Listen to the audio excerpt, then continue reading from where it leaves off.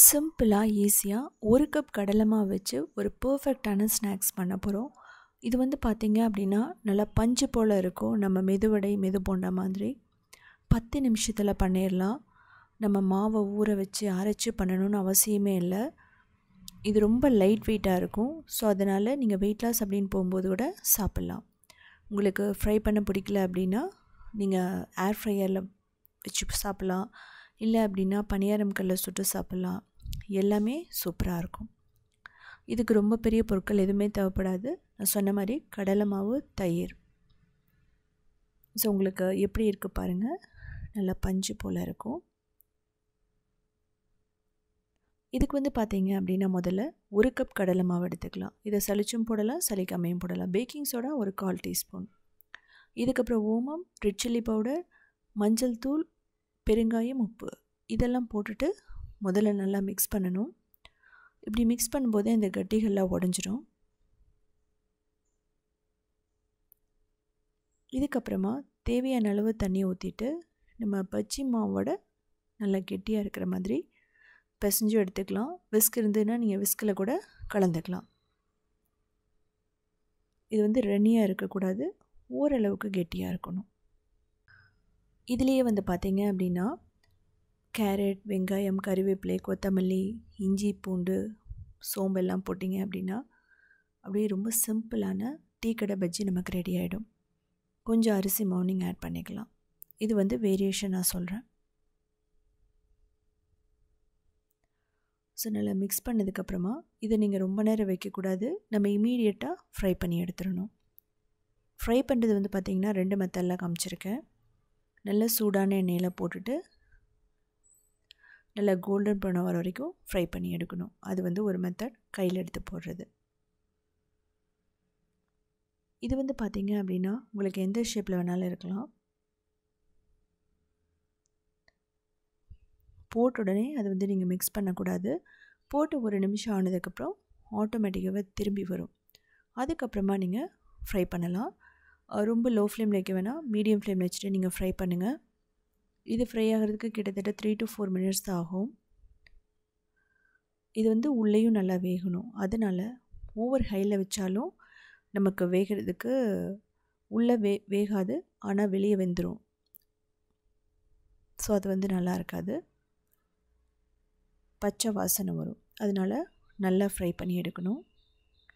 இது பார்த்திங்க அப்படின்னா டைரெக்டாக அப்படியே சாப்பிட்லாம். ரொம்ப சூப்பராக இருக்கும். ஸோ இதே மெத்தடில் நான் நிறைய வெரைட்டிஸில் போட்டிருக்கேன். கடலைப்பருப்பை வச்சு, அதுக்கப்புறமா தட்டைப்பயிரை வச்செல்லாம் நீங்கள் உத்தமி கிச்சனில் போய் பார்த்து தெரிஞ்சுக்கலாம். இது செகண்ட் மெத்தட். நம்ம கையிலேயே தொடாமல் அப்படியே ஸ்பூனில் எடுத்து போடுறது. நான் இதில் பேக்கிங் சோடா சொல்லியிருக்கேன். பேக்கிங் சோடா அப்படிங்கும்போது உங்களுக்கு தயிரில் போடும்போது அது நல்லா அப்சர்வ் பண்ணும். இன்கேஸ் உங்களுக்கு பேக்கிங் சோடா வேணான்னா அதை நீங்கள் ஸ்கிப் பண்ணிக்கலாம், ஒன்றும் பிரச்சனை இல்லை. இது பாருங்கள், ஸ்பூனில் போட்டது ரொம்ப சீக்கிரமாக போட்டுட்டோம். ஃப்ரையும் ஆகிடுச்சு. ஒரு கப் கடலை மாவு எடுத்தோம் அப்படின்னா ஒரு ஃபேமிலினா ஒரு 4 பேர்த்துக்கு ரொம்ப பர்ஃபெக்டாக இருக்கும்.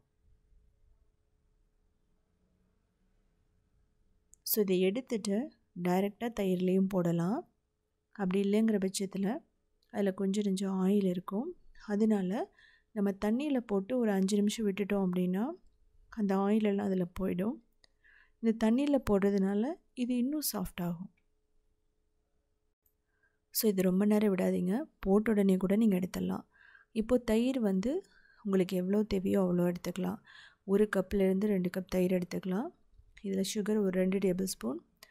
சுகர் பிடிக்காதவங்க வெல்லம், நாட்டு சர்க்கரை, ப்ரௌன் சுகர் எது வேணாலும் போட்டுக்கோங்க. உப்பு கொஞ்சம் போட்டு நல்லா மிக்ஸ் பண்ணுங்கள்.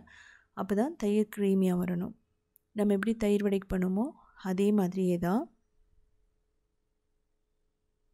அதை வச்சுட்டு இப்போ நம்ம வடை ரெடி ஆகிடுச்சு. இப்போ இதை எடுத்து பிழிஞ்சிட்டு ஒரு தட்டில் வச்சுக்கலாம். வச்சுட்டு பீட் பண்ண இந்த தயிரை இது மேலே ஊற்றிடுங்க. இதுக்கு மேலே ரொம்ப சிம்பிளான நம்ம மாதுளம்பழம், மிளகாய்த்தூள், சாட் மசாலா, ரோஸ்ட் பண்ண ஜீரகத்தூள் இவ்வளோ தான் தேவைப்படும். தேவைப்பட்டதுன்னா க்ரீன் சட்னி, அதுக்கப்புறம் டேட்ஸ், டேமரின் சட்னி, அதாவது புளியும் டேட்ஸையும் வச்சு பண்ணுற ஒரு சட்னி, அதையும் ஊற்றிக்கலாம். அப்படி இல்லைன்னா நம்ம புளி வெல்லம் போட்டு ஒரு சட்னி பண்ணுவோம், அதையும் நீங்கள் ஊற்றிக்கலாம். இதெல்லாமே வந்து பார்த்திங்க அப்படின்னா எக்ஸ்ட்ரா போடுறது. கிளாசிக்காக அப்படின்னா தயிரோட கொஞ்சம் சாட் மசாலா, ரோஸ்டட் ஜீரகத்தூள், அதுக்கப்புறம் மிளகாய்த்தூள், அவ்வளோதான். இதை இம்மீடியட்டாக சாப்பிட்லாம். இல்லைனா ஃப்ரிட்ஜில் ஒரு மணி நேரம் வச்சுருந்துட்டு சாப்பிட்லாம்.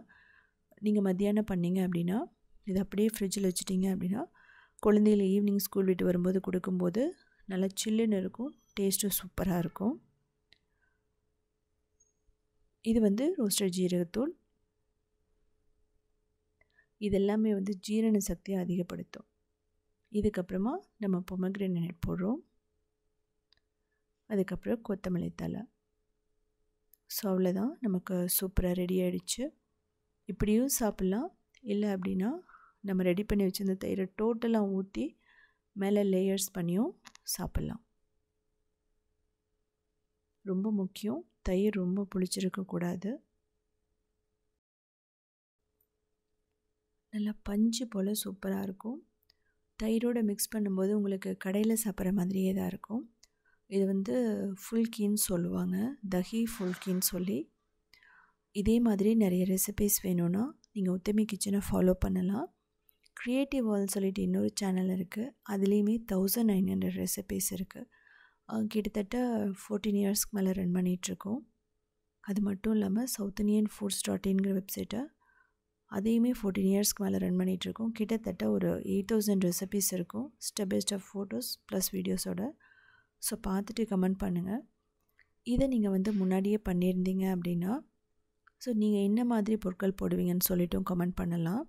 இதில் இன்னும் ஏதாவது சேஞ்ச் பண்ணணுமா அப்படின்னு கூட நீங்கள் கமெண்ட்டில் போடலாம்.